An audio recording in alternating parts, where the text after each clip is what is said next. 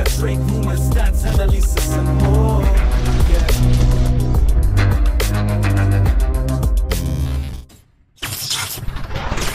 Nagsalita si Draymond Green sa kanyang podcast tungkol sa incredible win ng Team USA laban sa Serbia. Binanggit ni Green na labis siyang kinakabahan about Team USA losing as they were trailing behind Serbia. Idinagdag niya na, almost started a group chat, kasama sina LeBron James at Stephen Curry, upang subukan at ma-motivate ang mga ito na mag-perform ng mas mahusay. Malaki ang naging role ni Kevin Durant sa panalo ng Team USA laban sa Serbia sa semi-final ng Paris Olympics, ngunit nasa X noong 5 AM sa Paris, nakipagtalo sa isang American Nuggets fan na nag-root para sa Serbia in the matchup because of Nikola Jokic.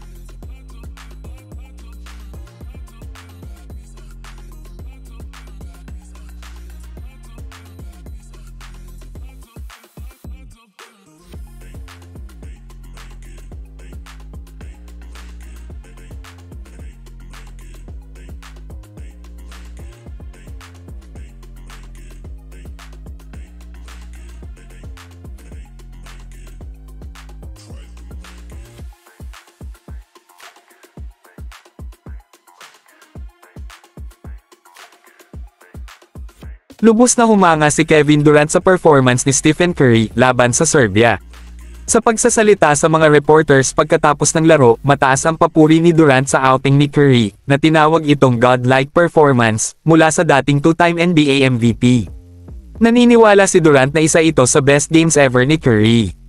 That was a godlike performance. God was with him tonight.